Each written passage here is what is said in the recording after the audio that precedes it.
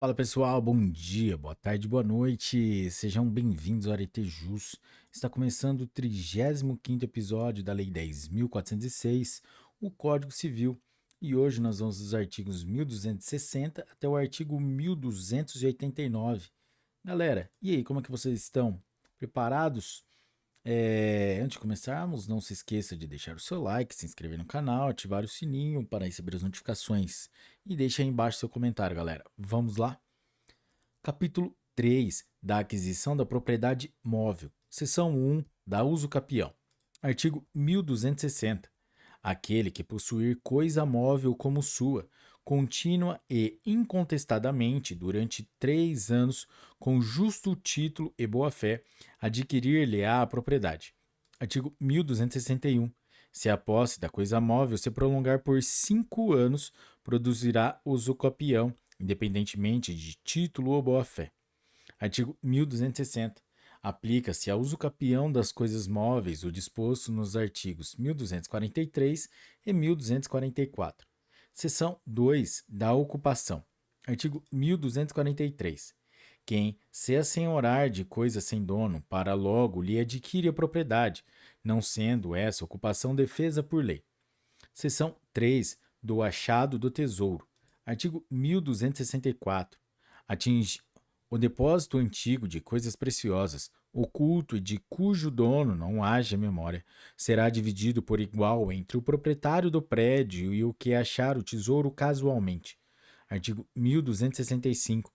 O tesouro pertencerá por inteiro ao proprietário do prédio, se for achado por ele, ou em pesquisa que ordenou, ou por terceiro não autorizado.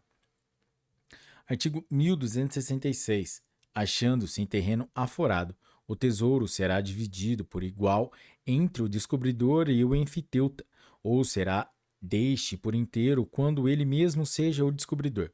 Seção 4 da tradição. Artigo 1267. A propriedade das coisas não se transfere pelos negócios jurídicos antes da tradição. Parágrafo único.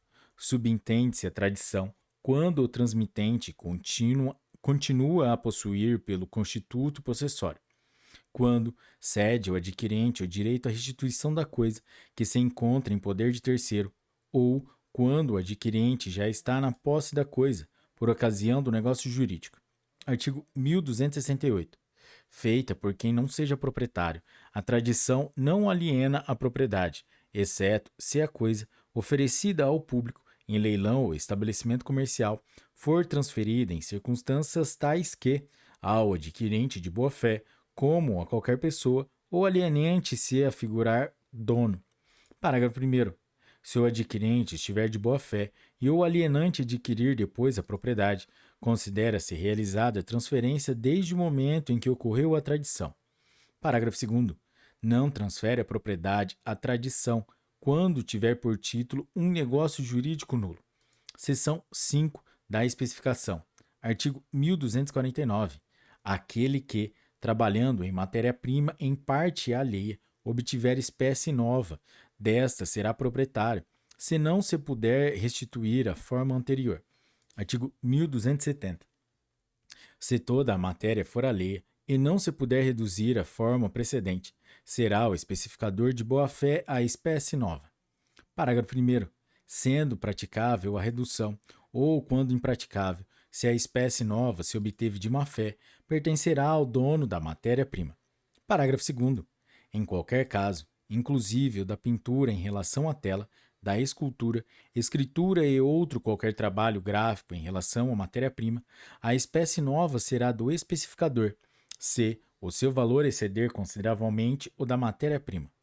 Artigo 1271. Aos prejudicados, nas hipóteses dos artigos 1269 e 1270, se ressarcirá o dano que sofrerem, menos ao especificador de má-fé, no caso do parágrafo 1º do artigo antecedente, quando irredutível à especificação. Seção 6 da confusão, da comissão e da adjunção. Artigo 1272.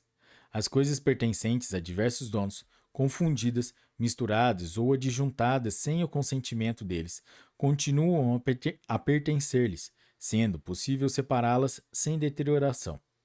Parágrafo 1º.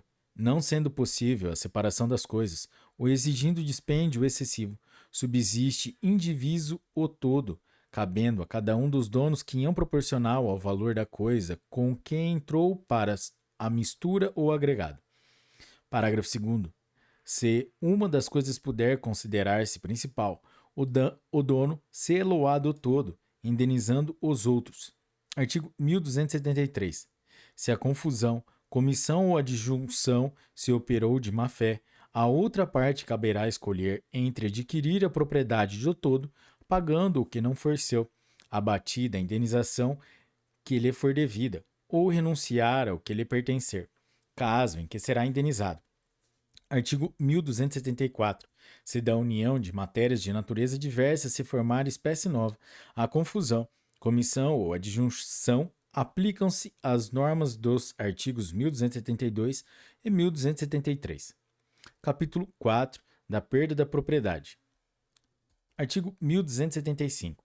Além das causas consideradas neste Código, perde-se a propriedade. Inciso 1, por alienação. Inciso 2, pela renúncia. Inciso 3, pelo abandono. Inciso 4, por perecimento da coisa. Inciso 5, por desapropriação. Parágrafo único. Nos casos dos incisos 1 e 2, os efeitos da perda da propriedade imóvel serão subordinados ao registro do título transmissivo ou do ato renunciativo do registro de imóveis. Artigo 1276. O imóvel urbano que o proprietário abandonar com a intenção de não mais o conservar em seu patrimônio e que, se não encontrar na posse de outrem, poderá ser arrecadado, como bem vago, e passar 3 anos depois a propriedade do município ou a do Distrito Federal, se achar nas respectivas circunscrições. Parágrafo 1º. O imóvel situado na zona rural, abandonado nas mesmas circunstâncias, poderá ser arrecadado como bem vago e passar 3 anos depois a propriedade da União, onde quer que ele se localize. Parágrafo 2º. Presumir-se-á de modo absoluto a intenção a que se refere este artigo, quando, cessados os atos da posse, deixar o proprietário de satisfazer os ônus fiscais. Capítulo 5 dos direitos de vizinhança. Seção 1 do uso anormal da propriedade. Artigo 1277. O proprietário ou possuidor de um prédio tem o direito de fazer cessar as interferências prejudiciais à segurança, ao sossego e à saúde dos que o habitam, provocadas pela utilização da propriedade vizinha. Parágrafo único.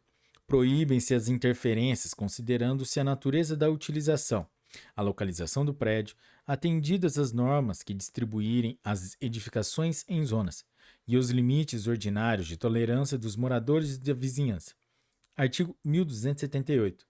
O direito a que se refere o artigo antecedente não prevalece quando as interferências forem justificadas por interesse público, caso em que o proprietário ou o possuidor, causador delas, pagará ao vizinho indenização cabal. Artigo 1279. Ainda que por decisão judicial devam ser toleradas as interferências, poderá o vizinho exigir a sua redução ou eliminação, quando estas se tornarem possíveis. Artigo 1280.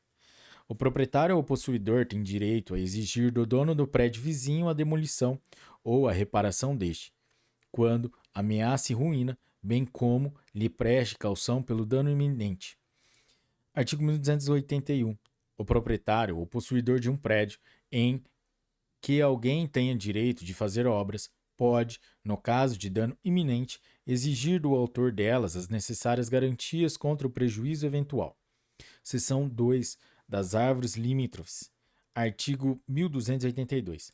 A árvore, cujo tronco estiver na linha divisória, presume-se pertencer em comum aos donos dos prédios confinantes. Artigo 1283. As raízes e os ramos de árvore que ultrapassarem a extrema do prédio poderão ser cortados até o plano vertical divisório pelo proprietário do terreno invadido. Artigo 1284. Os frutos caídos de árvore de terreno vizinho pertencem ao dono do solo onde caíram, se este for de propriedade particular. Seção 3 da passagem forçada. Artigo 1285. O dono do prédio que não tiver acesso à via pública, nascente ou porto, pode, mediante pagamento de indenização cabal, constranger o vizinho a lhe dar passagem, cujo rumo será judicialmente fixado, se necessário. Parágrafo 1º. Sofrerá o constrangimento o vizinho cujo imóvel mais natural e facilmente se prestar a passagem. Parágrafo 2º. Se ocorrer alienação parcial do prédio, de modo que uma das partes perca o acesso à via pública, nascente ou porto, o proprietário da outra deve tolerar a passagem. Parágrafo 3º. Aplica-se o disposto no parágrafo antecedente, ainda quando, antes da alienação, existia passagem através de imóvel vizinho, não estando o proprietário deste constrangido, depois a dar uma outra. Seção 4. Da passagem de cabos e tubulações. Artigo 1286. Mediante recebimento de indenização que atenda, também, a desvalorização da área remanescente, o proprietário é obrigado a tolerar a passagem, através de seu imóvel, de cabos, tubulações e outros condutos subterrâneos de serviços de utilidade pública, em proveito de proprietários vizinhos, quando de outro modo for impossível ou excessivamente onerosa. Parágrafo único. O proprietário prejudicado pode exigir que a instalação seja feita de modo menos gravoso ao prédio onerado, bem como, depois, seja removida à sua custa para outro local do imóvel. Artigo 1287. Se as instalações oferecerem grave risco, será facultado ao proprietário do prédio onerado exigir a realização de obras de segurança. Seção 5 das águas. Artigo 1288. O dono ou possuidor do prédio inferior é obrigado a receber as águas que correm naturalmente do superior, não podendo realizar obras que embaraçem o seu fluxo. Porém, a condição natural e anterior do prédio inferior não pode ser agravada por obras feitas pelo dono ou possuidor do prédio superior. Artigo 1289.